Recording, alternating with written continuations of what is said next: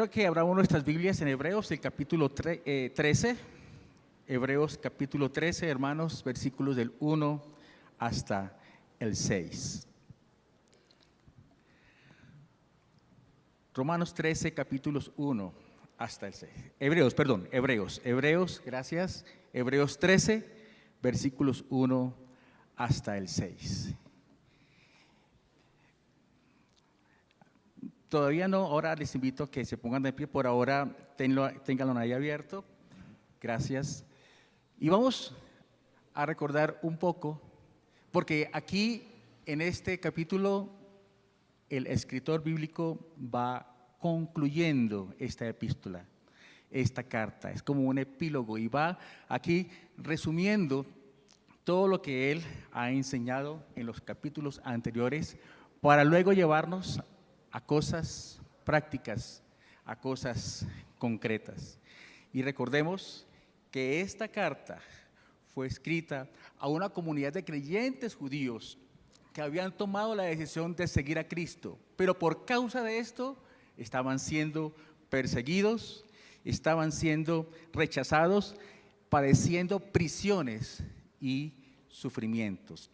Algunos de ellos estaban desanimados, algunos de ellos habían vuelto atrás, pero el autor, el escritor bíblico, bajo la inspiración del Espíritu Santo, invita, exhorta, amonesta a estos hermanos, a esta audiencia, a estos lectores, a permanecer fieles a Cristo a pesar de la persecución y el sufrimiento. Pongámonos de pie, por favor, y leamos juntos. Hebreos 13, versículos 1 hasta el 6. Dice así la palabra del Señor. Permanezca el amor fraternal. No os olvidéis de la hospitalidad, porque por ellas algunos, sin saberlo, hospedaron ángeles. Acordaos de los presos, como si estuvierais presos juntamente con ellos, y de los maltratados, como que también vosotros mismos estáis en el cuerpo. Honroso sea en todos el matrimonio y el lecho sin mancilla, pero a los fornicarios y a los adúlteros los juzgará Dios. Sean vuestras costumbres sin avaricia, contentos con lo que tenéis ahora, porque Él dijo, no te desampararé ni te dejaré, de manera que podemos decir confiadamente, el Señor es mi ayudador, no temeré lo que me pueda hacer el hombre. Amén. Señor, muchas gracias por tu palabra. Gracias, Señor, porque ella es alimento a nuestra vida. Pero también tu palabra, Señor, nos habla, nos confronta y nos invita, Señor, a hacer ajustes en nuestras vidas. Permítanos, Señor, que tu palabra en esta mañana, Señor, nos invite y nos guíe, Señor, a caminar de la mano contigo, Señor, y a ser obedientes a ella. En el nombre de Jesús hemos orado. Amén, amén y amén.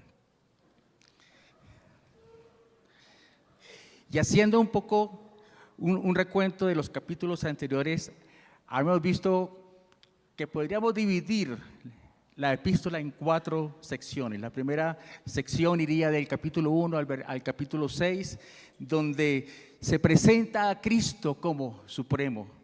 Él es supremo y el más excelente. Y el autor lo va presentando precisamente como lo máximo, como no hay nadie más fuera de él, superior a Moisés, a los ángeles, a Melquisedec, a todos estos personajes que van del capítulo 1 al versículo 6. Del capítulo 7 al capítulo 10 hay otra sección, y se puede decir que esta es la sección de la expiación. Cristo como sacerdote, el sumo sacerdote, también es el Cordero de Dios, como la víctima del sacrificio para el perdón de nuestros pecados. Y allí, en los capítulos 7 al 10, Jesucristo es presentado de esta manera. Y el escritor, con toda firmeza y determinación, lleva al auditorio, a los lectores, al tabernáculo del desierto. Esto era muy familiar para ellos. Y empieza a mostrar allí todo lo que Cristo hizo por nosotros para expiar nuestros pecados y cómo toda esta simbología en Cristo se cumple para traer perdón a nuestras vidas, a nuestros corazones. La tercera sección está en los capítulos 11 y 12 y allí el escritor bíblico nos va a hablar acerca de la fe y la fortaleza en medio del sufrimiento. Y entonces está invitando allí a los lectores, al auditorio, a creer por encima de, a pesar de, y aunque el mundo se derrumbe, y aunque no tengamos lo que esperamos, sabemos que Dios es, que Él existe y está al control de todo. La fe es algo maravilloso y el capítulo 11 lo expone también, dando una definición de la fe, pero también dando un resumen histórico de todos aquellos héroes de la fe. Pero Cristo está por encima de todo esto. Y Cristo es por todos y en todos. Y como estos héroes de la fe, allí del capítulo 11, creyeron en Cristo sin haberle visto. Y el capítulo 12 termina dando una enseñanza clara acerca de la consagración, la santidad y cómo en medio de las circunstancias difíciles no desviarnos, sino continuar en el camino de la fe en el Señor. Y termina el capítulo 12 con el versículo 28 así. Así que recibiendo nosotros un reino inconmovible, tengamos gratitud y mediante ella sirvamos a Dios, agradándole con temor y reverencia, porque nuestro Dios es fuego consumidor. Y ahora entonces comienza a concluir el escritor bíblico su carta, su epístola, precisamente para darnos la indicación de que en la palabra de Dios no hay separación entre la doctrina y el deber. No hay separación entre la revelación y la responsabilidad. No hay separación entre la teoría y la práctica.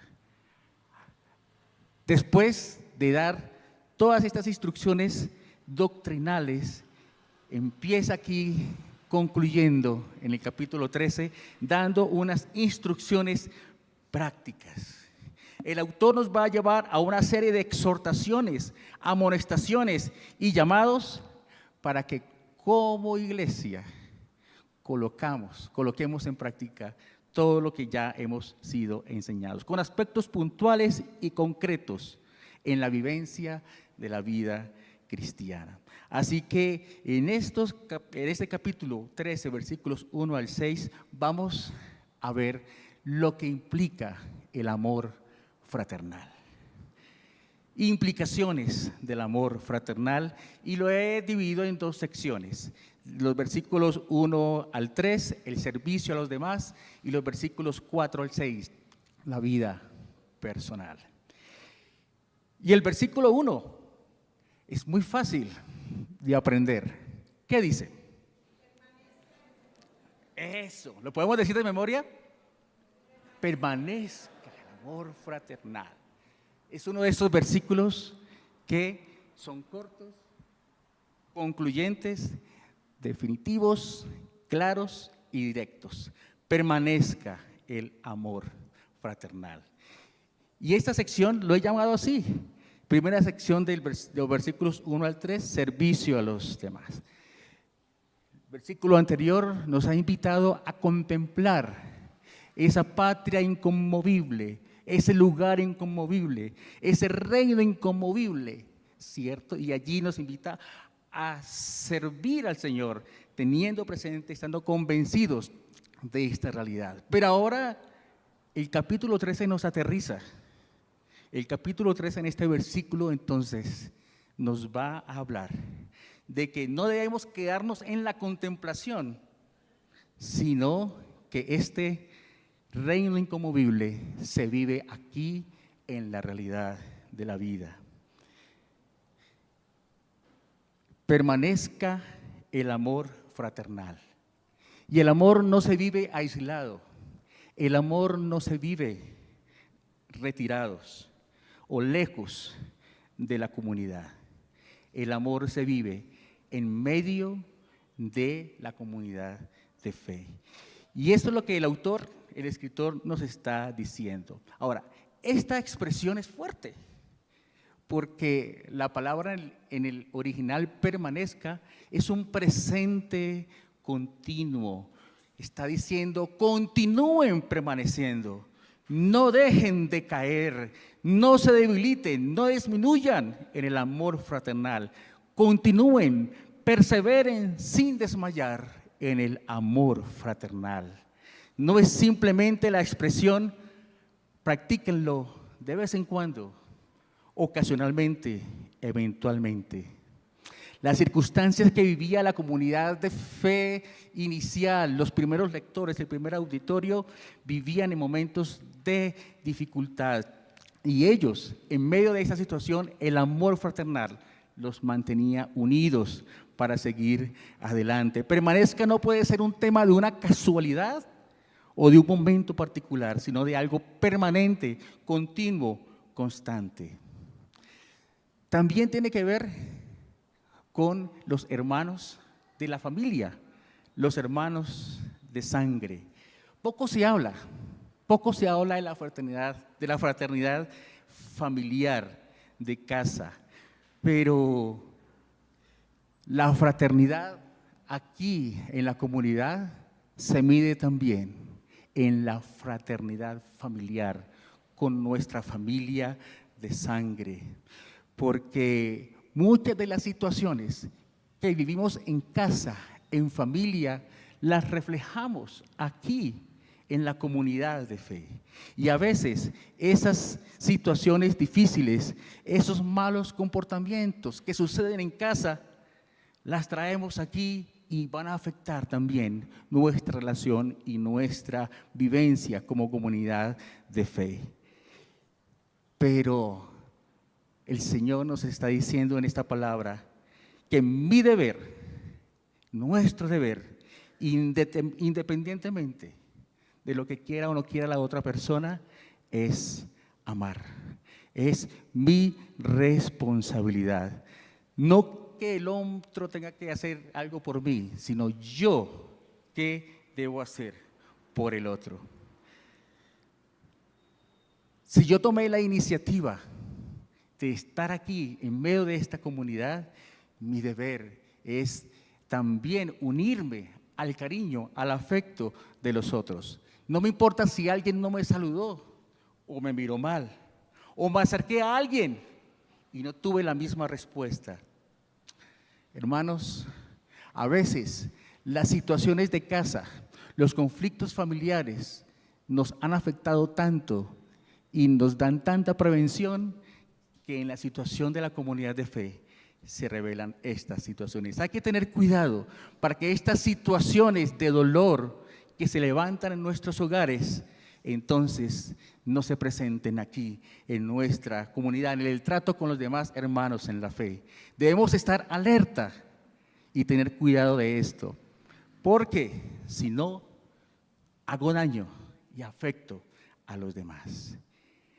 Permanezcamos en el amor fraternal, cuidemos el amor fraternal, continúen permaneciendo, no lo dejen de caer, no lo debiliten, auméntenlo, el amor fraternal, cada día, permanentemente, constantemente.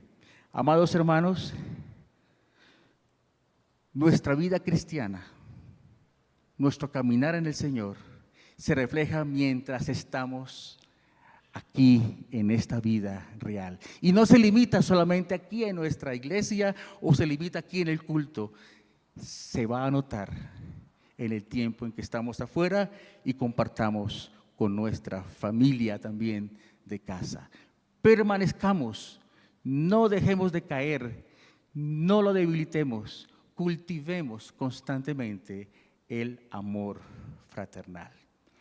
Otro punto que allí el escritor bíblico nos invita es el versículo 2. No os olvidéis de la hospitalidad, porque por ella algunos sin saberlo, hospedaron ángeles. No se olviden de la hospitalidad, no se olviden de la hospitalidad. Era una costumbre en el mundo antiguo el acoger, el recibir a personas que iban de viaje, que pasaban de un lugar a otro. Génesis 18, 1 al 4 nos da un ejemplo. Abra uno esta Biblia allí, por favor, de cómo Abraham recibió a 3 varones que él no conocía. Pero, como era la costumbre de aquella época, los acogió, los recibió y les cuidó. Génesis 18, versículo del 1 al 5, dice así: Después le apareció Jehová en el encinar de Manre a Abraham, estando él sentado a la puerta de su tienda en el calor del día. Y alzó sus ojos y miró, y he aquí 3 varones que estaban junto a él. Y cuando los vio, salió corriendo de la puerta de su tienda a recibirlos y se postró en tierra y dijo: Señor, si ahora he hallado gracia en tus ojos, te ruego que no pases de tu siervo. Que se traiga ahora un poco de agua y lavad vuestros pies y recostaos debajo de un árbol. Y traeré un bocado de pan y sustentad vuestro corazón. Y después pasaréis, pues por eso habéis pasado cerca de vuestro siervo. Y ellos dijeron: haz así como has dicho. La hospitalidad. La palabra hospitalidad en el idioma original, en el griego, significa precisamente esto: amistad con el forastero, amistad con el extraño. Y precisamente es la invitación que hace el escritor bíblico: acoger, recibir, proteger y servir. Todo lo que el Señor nos da, lo que nos permite tener, es para el servicio de otros. Servir no es fácil, porque el servicio implica sacrificio, entrega, dedicación. La invitación es dar sin esperar. La invitación es dar a que no tiene cómo devolvernos. Siempre la iniciativa es servir, y servir cuesta. Muchas veces se presentan situaciones en que debemos servir a personas que quizás no nos gustaría hacerlo o son odiosas para nosotros. Pero el Señor nos invita a amar aún, servir aún a nuestros enemigos. Y muchas veces el enemigo seguirá siendo nuestro enemigo, pero nos invita a que hagamos cosas que favorezcan y beneficien la otra persona. La hospitalidad, amados hermanos, es servir. ¿A quién hay que servir? Al que lo necesite. Yo doy un testimonio personal. Recién llegado aquí a Bogotá hace unos 33, 34 años. Esta iglesia, esta comunidad, no me conocían. Y llegué, me acogió, me abrazó, me cuidó. Como le he dicho a otros hermanos, llegué con una caja de libros y arrendando una habitación. Pero el Señor colocó personas aquí en este lugar para dar provisión, para cuidar. Y hubo un momento muy puntual en mi vida en que esta situación me afectó emocionalmente, que si no fuera por la intervención y la ayuda de una familia de aquí de la comunidad, hoy no estuviera aquí y quién sabe qué hubiera pasado en mi vida, a pesar, escúchenme, de que había conocido al Señor. Pero hubo una situación que afectó mi corazón, mi vida, y quiero decir el nombre, el apellido de esta familia: Pineda Cuellar. Me llevaron a su casa, aún teniendo donde yo vivir, pero vieron mi situación de depresión, de angustia, de querer dejar todo atrás, y me llevaron a su casa. Me acompañaron, oraron, me permitieron quedar allí en su casa 2 o 3 noches, 2 o 3 días y luego volví otra vez a tomar mi vida normal.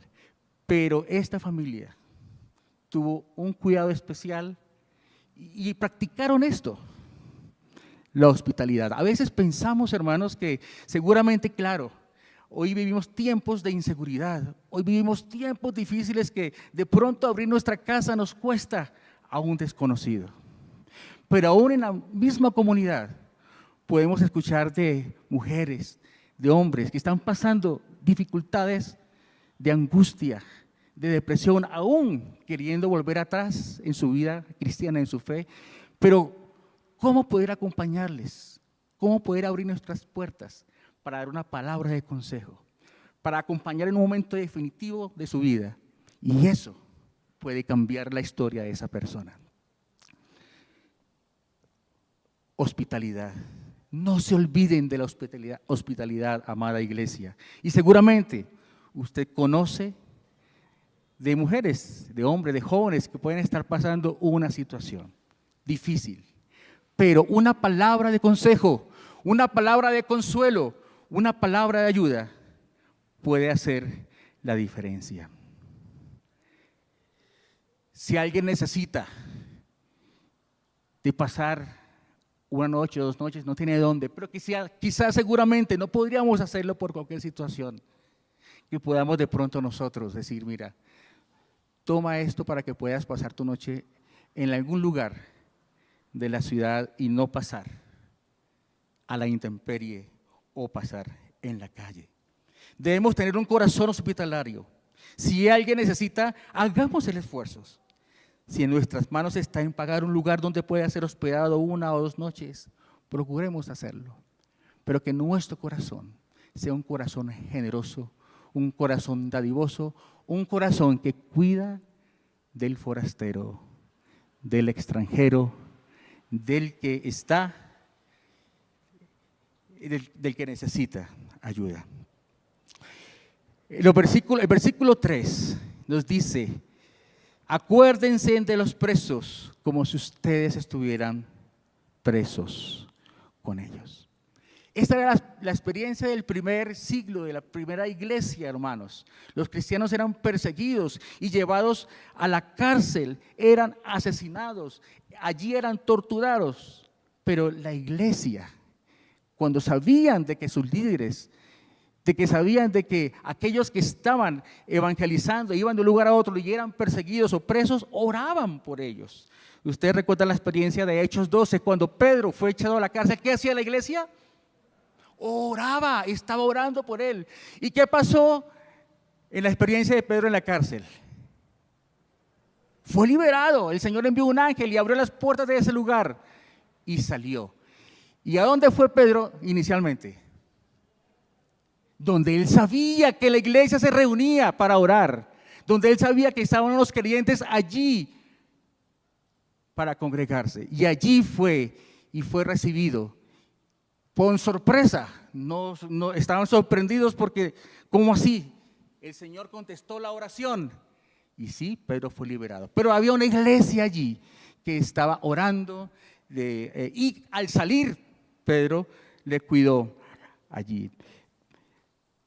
Seguramente vivimos tiempos en los que el estar presos no es necesariamente por la predicación del evangelio. Muchas veces tenemos familiares o conocidos que están presos por su mala conducta. Pero el Señor nos invita a acordarnos de ellos. Y si está en nuestras manos visitarles, allí el Señor nos invita a hacerlo. También a su familia.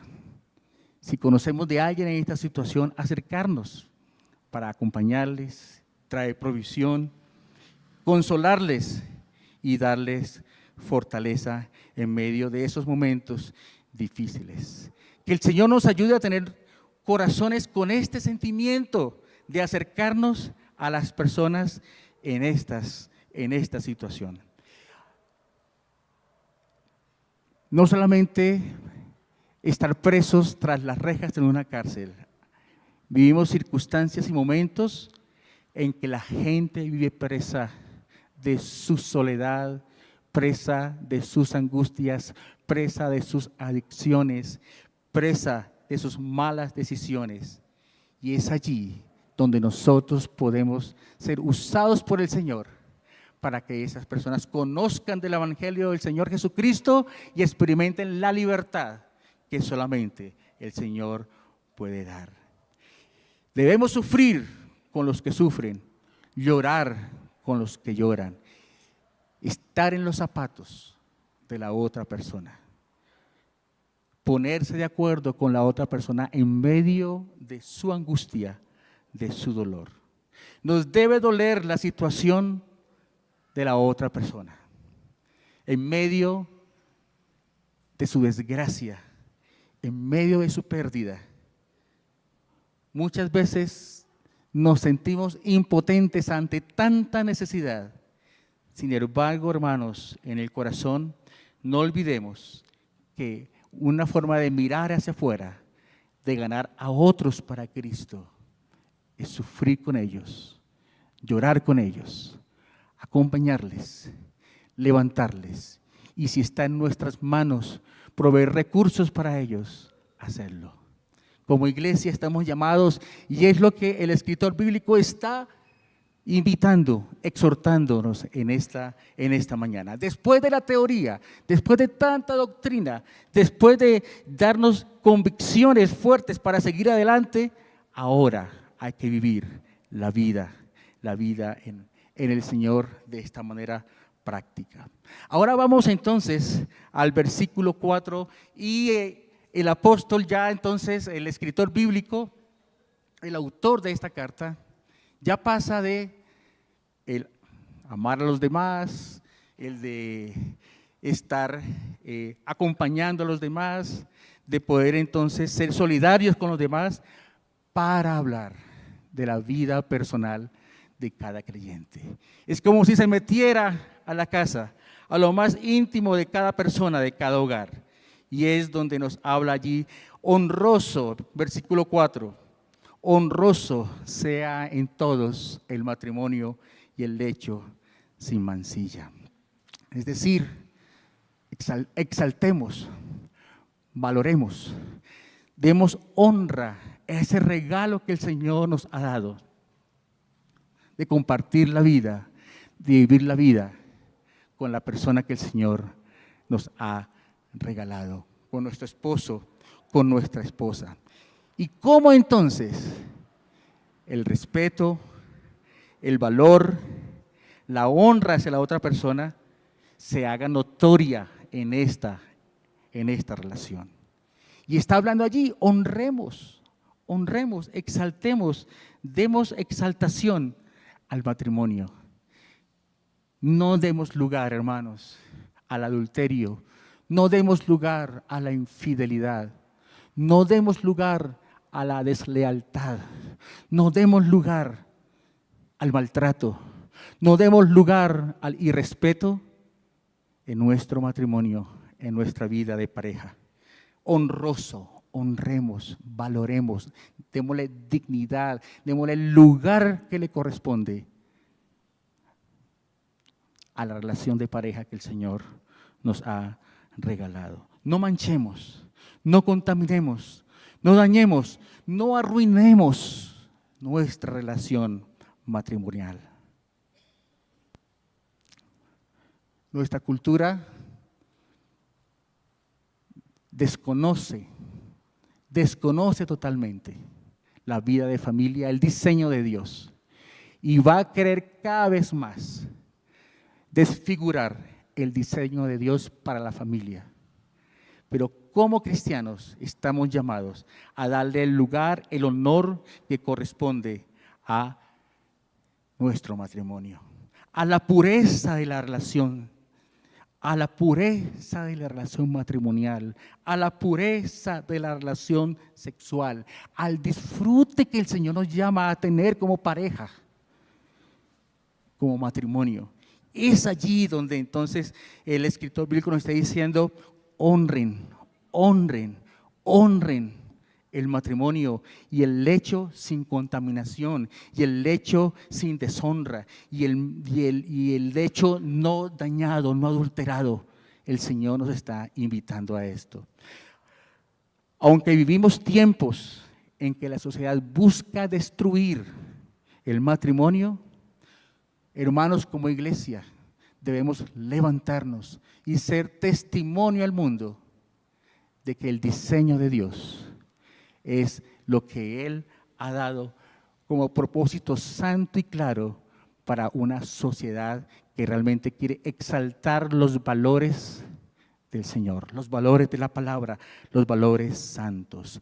El término allí que habla, dice en el versículo 4, honroso sea en todos los matrimonios y el lecho sin mancilla, pero a los fornicarios y a los adúlteros los juzgará Dios.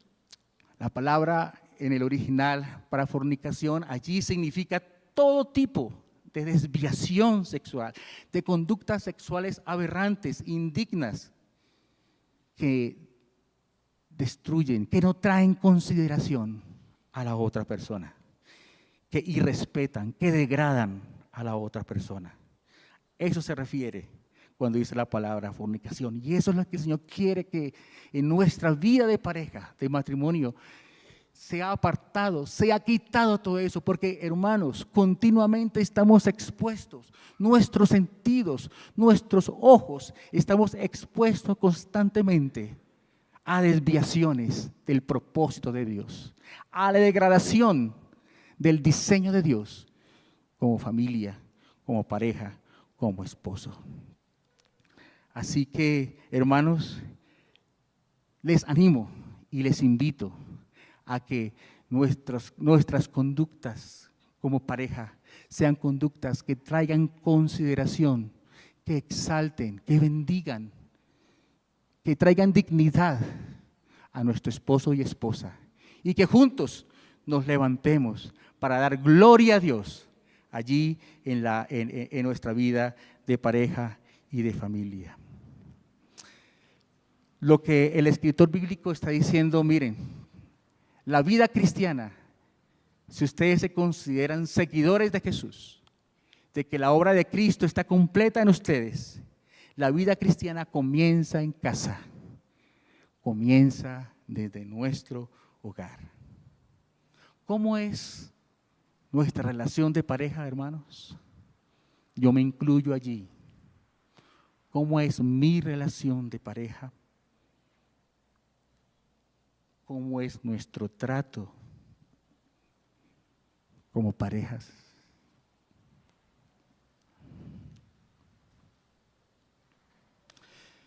El cristianismo, la vida con el Señor, trasciende al espacio del culto, trasciende al espacio dominical. El cristianismo, hermanos, comienza en nuestra casa. Revisémonos. Y el versículo 5 y 6 dice así, va poco a poco allí avanzando en nuestra vida personal, el escritor bíblico. Sean vuestras costumbres contentos, porque Él dijo, no te desampararé ni te dejaré. De manera que podemos decir confiadamente, lo decimos todos juntos, por favor. El Señor es mi ayudador, no temeré lo que me pueda hacer el hombre. Contentamiento es lo que el Señor nos está diciendo aquí, no tener avaricia, no acumular, no codiciar, no tener ese deseo obsesivo de obtener, tener, y no me importa a quién tenga que llevarme por delante, pero es lo que yo quiero, es lo que queremos. El Señor nos invita a no querer quitarle a nadie nada,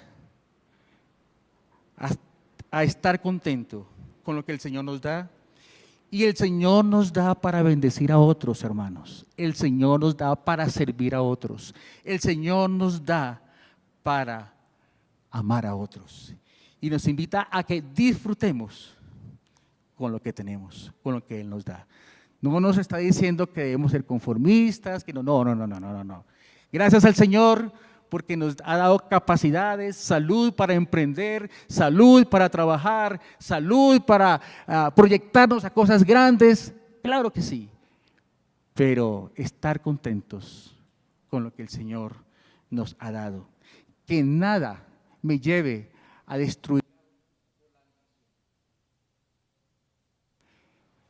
Que nada me lleve a destruir a otros o a quitarle a otros por la ambición.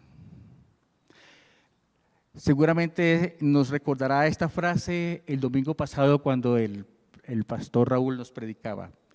Pero la insatisfacción del hombre no comienza cuando mira lo que tiene, sino cuando mira lo que no tiene. Y entonces siempre va a querer o va a mirar que lo que tiene el prójimo, la otra persona, es mejor que lo que yo tengo y va a comenzar allí. Entonces, la guerra, el descontento y la insatisfacción. Nos preocupamos más por lo que tiene el otro que yo no tengo, que lo que yo tengo y realmente está satisfaciendo mi vida. Son tantas cosas, hermanos, lo que el Señor nos ha dado y que el autor nos está invitando, exhortando, que nos invita a disfrutar, a estar contentos, a gozarnos con lo que Él nos ha dado, para que lo vivamos y estemos siempre en acción de gracias.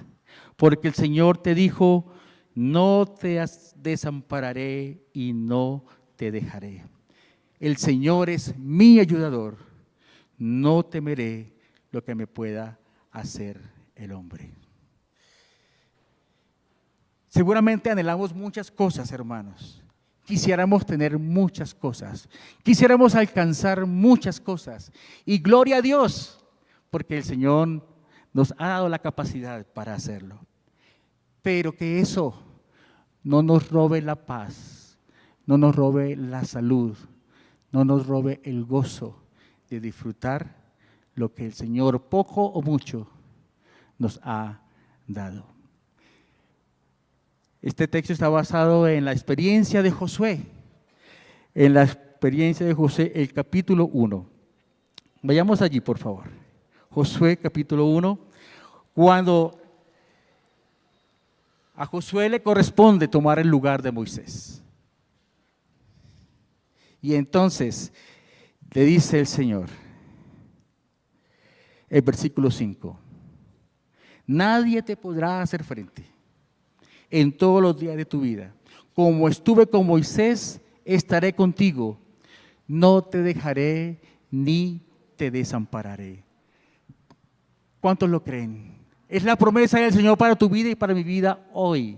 En medio de lo que estemos viviendo, Él va a proveer, Él va a cuidar de nosotros. Él no nos abandona, Él nos escucha. Tomará su tiempo, o quizás de pronto nos dirá por ahí no es, porque Él sabe lo que te conviene y me conviene. Pero Él va a responder conforme a su santa, poderosa y grandiosa voluntad. Así que, hermanos, estamos bajo el cuidado de nuestro Creador, del Todopoderoso, y Él va a guiarnos conforme a sus riquezas en gloria. Amén. Amén. Hermanos, ¿qué me está hablando Dios hoy? A manera de aplicación, ¿qué me está hablando Dios hoy en estos aspectos? En mi aspecto del trato con los demás y en el aspecto de mi vida personal. La vida cristiana comienza en casa. Que en nuestro hogar también no solamente sea un lugar para hablar de dinero, para hablar de recibos, para hablar de gastos, para hablar de compras, sino que también haya un altar donde esté presente allí el Señor. Un altar donde se levante un olor fragante de la presencia de Dios, allí cuando leemos la palabra y oramos. Que nuestro hogar allí en medio de lo que vivimos, con nuestros hijos, con nuestro esposo y esposa, se levante un lugar de oración, un lugar de la presencia del Señor, donde se levante ese aroma de la presencia de Cristo. ¿Qué me está hablando Dios hoy? Y la segunda pregunta, hermanos, ¿cómo puedo hacer práctico en mi vida diaria esto que el Señor me ha dicho? Cierre sus ojos por un momento. ¿Qué me está hablando Dios hoy? ¿Qué me está diciendo que haga apenas salga de este lugar? O aún apenas nos levantemos de estas sillas.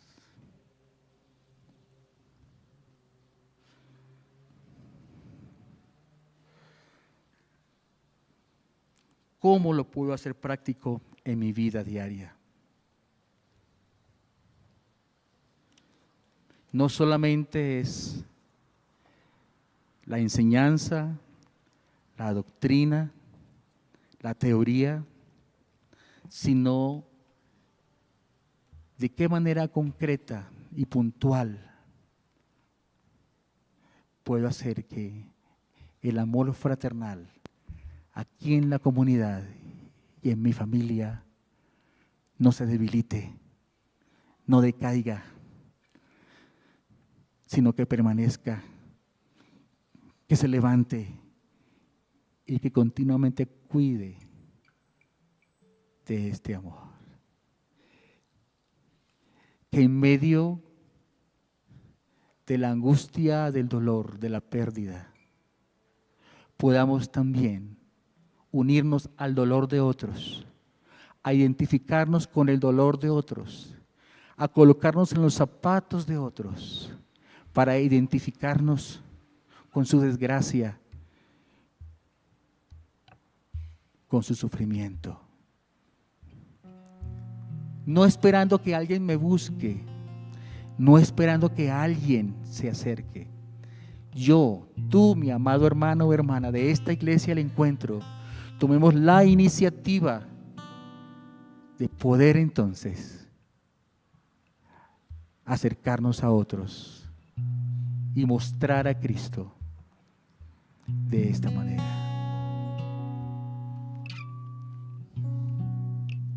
Señor, aquí estamos delante de ti. Ayúdame, ayúdanos a que mis pies, oh Dios, se encaminen a la bondad, a la hospitalidad. Mis pies se encaminen, Señor, a extender la mano para ayudar a otros. Oh Señor, pero también ayúdame a confiar en ti, Señor. Porque en medio, oh Dios, de tantas situaciones económicas limitadas, en medio, Señor, de las deudas, en medio, Señor, de no saber administrar los recursos que tú nos das, Señor, nos vemos en dificultades económicas. Pero hoy podemos decir, Señor, que tú eres nuestro proveedor, que mi Dios es mucho más grande, que nuestro ser y nuestra vida está bajo la cobertura, bajo tu poderosa mano, bajo tu cuidado, oh Dios. Y que por lo tanto no tendré miedo. Mis miedos, Señor, mis temores se deshacen, se desvanecen ante la grandeza de tu presencia en mi vida, en nuestras vidas. Gracias, Señor. Aquí estamos, Señor. Aquí estamos. Si en esta mañana usted está aquí por primera vez, o usted no ha entregado su vida a Cristo como su Señor y Salvador,